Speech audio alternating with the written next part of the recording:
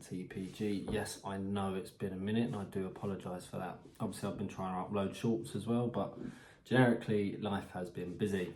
But since then, boy, a lot has happened. Obviously the transfer window has finished. So I'll just have a quick recap of that on the Arsenal perspective mainly. Sterling. I mean, if you asked anyone at the beginning of the window, did we think we was going to get Sterling? No. Would we have wanted Sterling? Respectfully, no. But needs must. And honestly, we needed. Because we let a lot of players go. Attacking players as well. Obviously, Eddie went. Smith Rowe had already gone. Vieira went on loan. And then on the final day, Reiss Nelson went on loan as well. So that's 4 of your key, not key's the wrong word, but 4 of your rotational attacking players gone. And that's a lot of minutes. That is a hell of a lot of minutes. And we all knew that happening meant Saka playing another 30,000 minutes, because he plays every minute of every game pretty much, and he don't seem to ever stop. So you're getting... Chelsea essentially are paying Sterling 10 million to go and play for his London rivals. And he's an experienced winger for every big team, essentially. Can play left, can play right. Worst case, could always play as a false 9. I don't think we will ever see that at Arsenal personally. But I think primarily his job is to come in and cover and push for a starting spot on that left. Obviously, we know how Martinelli's been a little bit lately. He's been a little bit hit and miss. I do think he'll regather his form once Moreno gets in the team.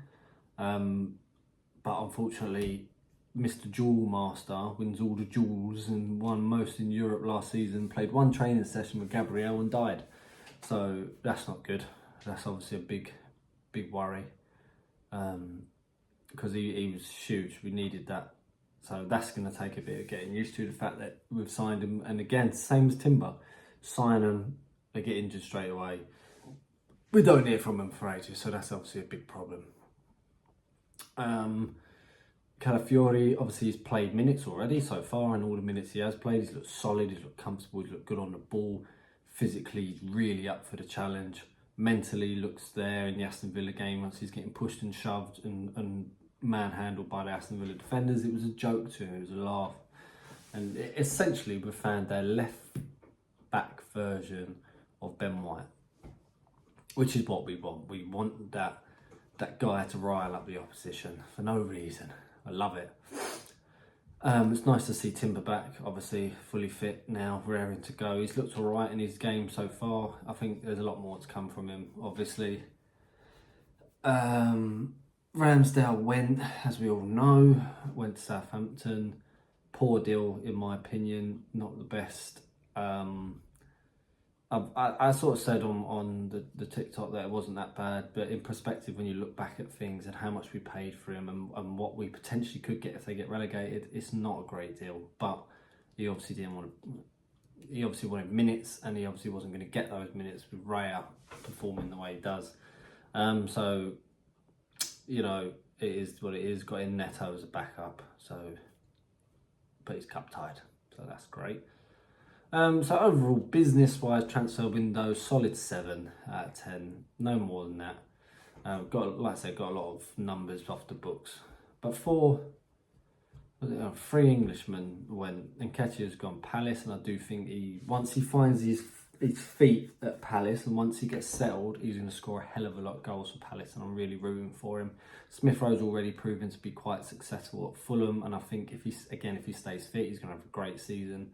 Reiss Nelson, obviously on loan, which is an interesting one. We didn't choose to sell him. I don't believe there's an obligation or a mandatory, an obligation or like an option to buy him. So that's an interesting one. That might be like a really and truly go and get minutes. This is your last chance. See what you can do. Because he does need minutes. He really does. I mean, I think he's a talented boy. He's a talented boy. So that's obviously where we are on players front. So, like I said, solid 7 out of 10. More to come.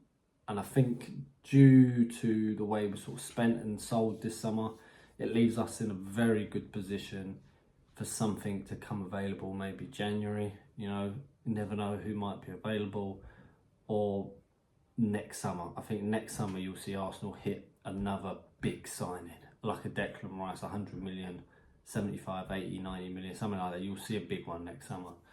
So look out for that. And obviously, just a quick one. All these players getting sold and moved on leaves a lot more minutes in the tank for Nwaneri and Miles Kelly.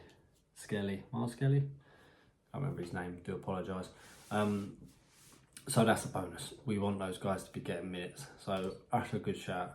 So yeah, please, and don't forget, keep subscribing, keep pushing, keep liking, because we want to grow. So thank you very much, and I promise I will be a bit more active on these longer videos. So once again, thanks and peace out.